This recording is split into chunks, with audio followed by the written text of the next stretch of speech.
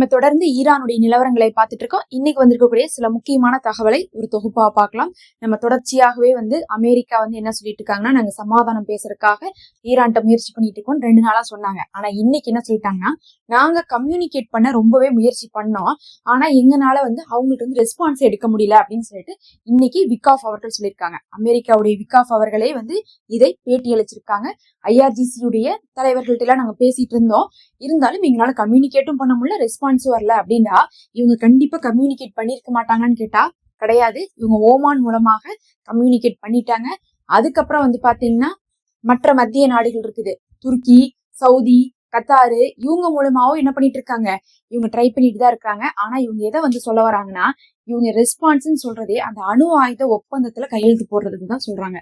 ஆரம்பத்துல இந்த விஷயத்த ஆரம்பிக்கும் போது எந்த மாதிரி எல்லாம் பேசினாங்கன்னா, அங்க இப்போ ஒரே மக்கள் போராட்டமா இருக்கு, மக்களை என்ன பண்ணிட்டு இருக்காங்க, ஈரான் அடக்குமுறைப்படுத்துறாங்க, மக்களுக்கு போராடுறதுக்கு உரிமை இருக்கு, அதை கூட விட மாட்டேங்கிறாங்க, இதெல்லாம் நாங்க வேடிக்கை பார்க்க மாட்டோம், மக்களுக்காக நாங்க போரிட போறோம்னாங்க. ஈரான் மக்கள் பாவம், அந்த மக்கள் சாவக்கூடாதுன்னு போரிட போறேன்னு சொன்னேன். இப்ப அமெரிக்கா திரும்ப திரும்ப அந்த அணு ஆயுத ஒப்பந்தம் அதனுடைய கையெழுத்துலதான் நிக்கிறாங்க. இப்ப என்ன சொல்றாங்கன்னு பார்க்கும்போது, இஸ்ரேல் சொல்லியிருக்காங்க, நாங்க அன்னைக்கு அணு ஆயுத ஒப்பந்தத்துல கையெழுத்து போடலன்னு சொல்லிட்டுதான் 12 நாள் போர் நடந்துச்சு. இப்ப மறுபடியும் 2வது தடவை உங்களுக்கு ஆப்ஷன் கொடுக்குறோம். இந்த போராட்டம் இப்ப நடந்துட்டு இருக்கு, இந்த போராட்டம் பெருசாக கூடாதுன்னா நீங்க கையெழுத்து போடுங்க, இல்லாட்டினா நாங்க போர ஆரம்பிச்சிருவோங்கிறாங்க. அப்ப இந்த போராட்டமே ஆரம்பத்துல இருந்து ஈரான் சொன்னபடி அமெரிக்கா இஸ்ரேலுடைய சதி திட்டத்துலதான் வருது அப்படிங்கிறது இப்ப எல்லாருமே புரிஞ்சு கொள்ற மாதிரி இருக்கு. இன்னுமே பாத்தீங்கன்னா தொடர்ச்சியா ஆயுதங்கள் உள்ள போயிட்டு இருக்கு. அதனால போராட்டம் என்னதான் வலுவிழந்து போனாலும் மறுபடியும் போராட்டம் பெருசாயிடுது. ஈரான் ஒரு பக்கம் கண்ட்ரோல் பண்றாங்க, மறுபக்கம் அது பெருசாயிட்டு தான் போகுது. ஏன்னு பார்க்கும்போது ஒட்டுமொத்தமாகவே உள்ளக்குள்ள உளவுப்படையெல்லாம் இறக்கிட்டாங்க, ஆயுதங்களை எல்லாம் கொடுத்துட்டாங்க, காசு வச்சு சண்டை போட்டுட்டு இருக்காங்க. அங்க இருக்கக்கூடிய எத்தனை பேர் இறந்தாலும் அமெரிக்காவுக்கும் இஸ்ரேலுக்கும் கணக்கு கிடையாது. நீங்க அந்த அணு ஆயுத ஒப்பந்தத்துல கையெழுத்து போடுங்க, இனிமேல் அணு ஆயுதத்துக்கும் உங்களுக்கும் சம்பந்தமே இல்லைன்னு சொல்லிட்டு கையெழுத்து போட்டு கொடுங்க, அதுதான் எங்களுக்கு வேணும்னு சொல்லிட்டு இப்போது அமெரிக்காவும் இஸ்ரேலும் ஈரானுக்கு அழுத்தம் கொடுக்குறாங்க. ஈரான் அதுக்கு நாங்க தயார் இல்லைன்னு சொல்லிட்டு ஆல்ரெடி சொல்லிட்டாங்க. அந்த ரெஸ்பான்ஸ் வந்துருச்சு. வந்ததை இவங்க என்ன சொல்லிட்டு இருக்காங்கன்னா, ரெஸ்பான்ஸே வரல, அதனால நாங்க அடுத்த கட்ட முடிவுக்கு போறோம்னு இருக்காங்க. அணு ஆயுதத்தை நாங்க தயாரிக்கிறதை நிறுத்த மாட்டோம்னு சொன்னனால இவங்க தாக்குறதுக்கான வேலைகளை ஈடுபட்டு இருக்காங்க. அதுல இன்னொரு முக்கியமா இன்னைக்கு துருக்கியுடைய வெளியுறவுத்துறை அமைச்சர் வேற பேசியிருக்காரு. நேத்துதான் சொன்னோம், இந்த துருக்கி என்ன பண்ணாங்க, ஈரானுக்கு சப்போர்ட் பண்றேன்னு சொன்னாங்கன்ட்டு. ஆனா இன்னைக்கு ஒரே நாள்லயே பாத்தீங்கன்னா மாத்தி பேசுறாங்க. வெளியுறவுத்துறை அமைச்சர் என்ன சொல்றாருன்னா, அமெரிக்காவுடைய டீலிங்க்கு ஈரான் வருவது அவசியம் அப்படிங்கிறாங்க.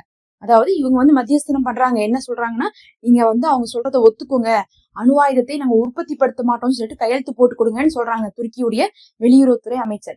அதுக்கு என்ன சொல்றாருன்னா, ஈரானுக்கு இதுக்கு அணு ஆயுதம், அணு ஆயுதத்துடைய தேவை ஈரான்ல என்ன இருக்கு, இப்ப மட்டும் நீங்க அணு ஆயுதத்தின் பக்கம் நின்னீங்கன்னா அமெரிக்கா அவங்க மேல சண்டைக்கு வந்துருவாங்க, ஈரானே அழிஞ்சு போயிரும், ஒட்டுமொத்த ஈரானும் அழிஞ்சு போறதுக்கு நீங்க காரணம் ஆயிராதீங்க, கையெழுத்து போடுங்கிறாங்க.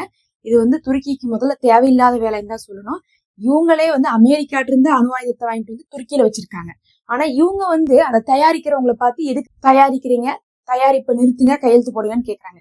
எல்லா நாடுமே பாத்தீங்கன்னா இந்த மத்திய கிழக்குல இருக்கக்கூடிய நாடுகள்லாம் அமெரிக்காட்ட தான் அணு ஆயுதத்தை வாங்கிட்டு வச்சிருக்காங்க. அப்ப எல்லாருமே உருவாக்காட்டினாலும் கூட சரி, காசுக்காவது வாங்கிட்டு வந்து வச்சிருக்காங்க. ஈரான் அந்த இடத்துல உருவாக்குறான். எதுக்காக உருவாக்குறான்னா, அவனுடைய எண்ணெய் வளங்களை திருடுறதுக்கு அமெரிக்கா வரான். நம்மள்ட்ட அணு ஆயுதம் இருந்தா அவன் திருட வரமாட்டான், ஒரு பயத்தோட இருப்பான் அப்படிங்கறக்காக தான் உருவாக்குறாங்க. ஆனா இன்னும் அணு ஆயுதம் கைக்கு வராததுனால அதுக்குள்ள நம்ம என்ன பண்ணிடணும், அந்த ப்ராசஸ்ல இருந்து அவங்கள வெளியே கொண்டு வரணும்னு தான் இஸ்ரேலும் அமெரிக்காவும் இவ்வளவு முயற்சி பண்றாங்க. இஸ்ரேலும் வாயுட்டே சொல்லிட்டாங்க, அன்னைக்கு 12 நாள் போரே அந்த அணு ஆயுதத்துக்காக தான் நடந்துச்சு, இன்னைக்கும் அணு ஆயுதத்துடைய ஒப்பந்தத்துக்கு நீங்க கையெழுத்து போடாட்டினா கண்டிப்பா நடக்க போகுதுன்னு அவங்களே தெளிவா சொல்லிட்டாங்க. அமெரிக்கா எங்களுக்கு ரெஸ்பான்ஸ் வரல, அதனால நாங்க முன்னோக்கி தாக்குதலே எடுக்கிறதுக்கு ஆரம்பிக்க போறோம் அப்படின்னு சொல்லியிருக்காங்க. அதே சமயத்துல இன்னைக்கு அமெரிக்காவுடைய விமானப்படையுடைய ஒரு தலைவர் பேசும்போது சொல்றாரு, ஒரு பக்கம் இருந்து கிடையாது, இந்த தடவை பல முனைகள்ல ஒரே நேரத்துல ரொம்ப ஒரு ஷார்ட் பேன் ஆஃப் டைம்ல இந்த போரை முடிக்கிறதுக்கு நாங்க திட்டம் போட்டிருக்கோம் அப்படிங்கிறாங்க. எதுக்காக இவங்க இப்படி திட்டம் போட்டிருக்காங்கன்னா, இவங்களுக்கு நல்லா தெரியும் மத்த இடத்துல போர் செய்யற மாதிரி ஈரான்ட்ட போர் செய்ய முடியாது. காரணம் என்னன்னா, ஈரான் பதிலுக்கு அடிப்பாங்க, இஸ்ரேல பதிலுக்கு அடிச்சாங்களே அந்த மாதிரி அடிப்பாங்க. அப்ப ஈரான் பதிலுக்கு அடிக்காம நம்ம அடிச்சிடணும்னா ஒரே நேரத்துல பல முனையில அட்டாக் பண்ணும்.